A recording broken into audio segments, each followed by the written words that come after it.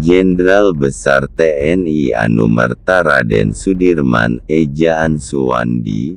Sudirman lahir di Bodas Karangjati, Purbalingga, Jawa Tengah, tanggal 24 Januari tahun 1916, meninggal di Magelang, Jawa Tengah, tanggal 29 Januari tahun 1950 pada umur 34 tahun. A adalah seorang perwira tinggi militer Indonesia dan Panglima Besar pertama Tentara Nasional Indonesia yang berjuang selama masa revolusi kemerdekaan. Sudirman dilahirkan di Purbalingga, Hindia Belanda oleh pasangan Wong Cilik, lalu diangkat oleh pamannya, yang merupakan seorang priyayi.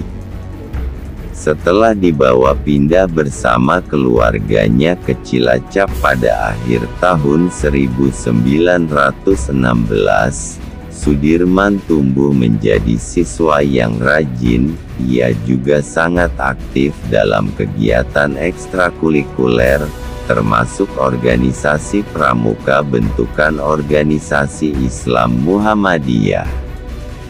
Saat masih di sekolah menengah, Sudirman telah menunjukkan kemampuan sebagai pemimpin.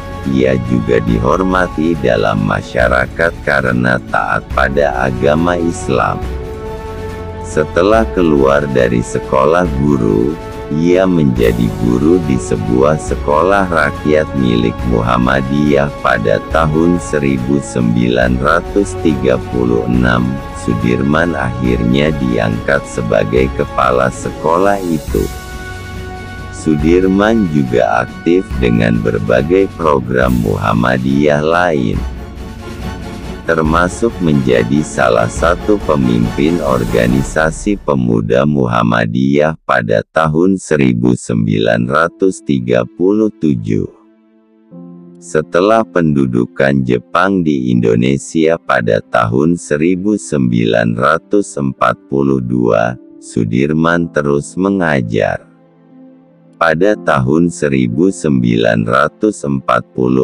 ia bergabung dengan Angkatan Pembela Tanah Air PETA, yang disponsori Jepang sebagai pemimpin batalion di Banyumas. Saat menjadi perwira PETA, Sudirman berhasil menghentikan sebuah pemberontakan yang dipimpin anggota PETA lain, tetapi akhirnya ditahan di Bogor.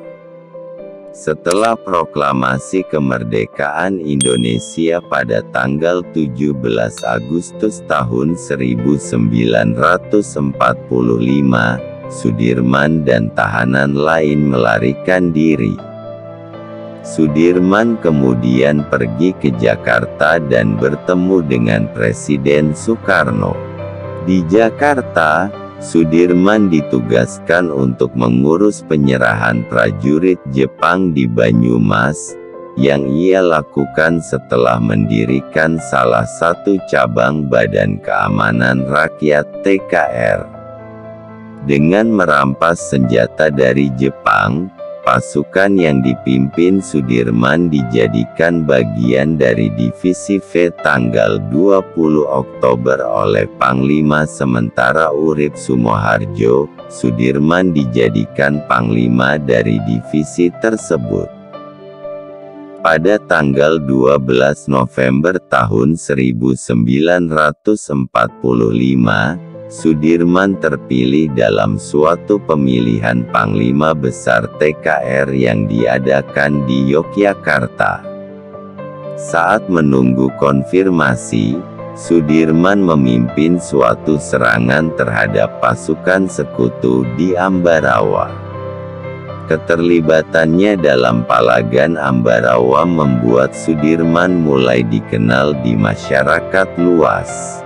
Ia akhirnya dikonfirmasikan sebagai Panglima Besar pada tanggal 18 Desember Dalam 3 tahun berikutnya Sudirman menyaksikan ketidakberhasilan negosiasi dengan pasukan kolonial Belanda, pertama setelah persetujuan Linggajati lalu setelah persetujuan Renville, yang mengakibatkan Indonesia harus menyerahkan wilayah yang diambil oleh Belanda pada agresi militer I.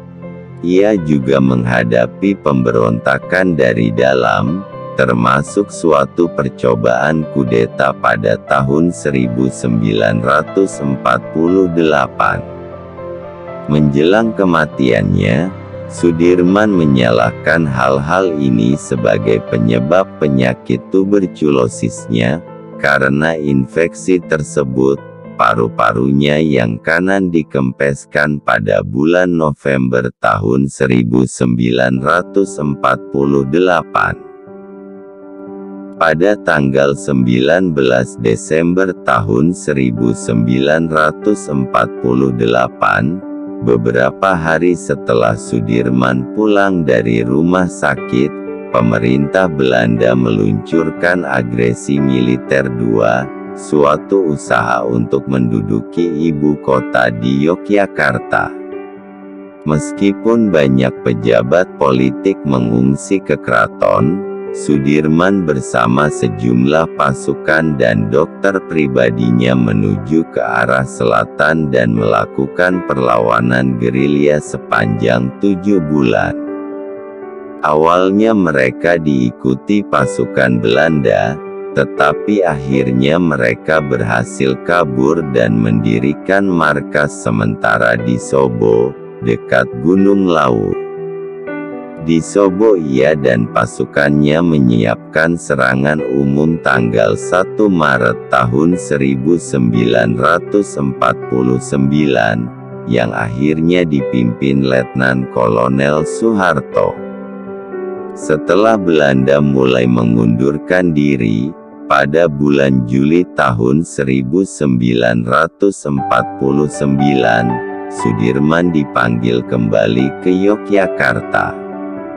Meskipun ia hendak mengejar pasukan Belanda, ia dilarang oleh Soekarno.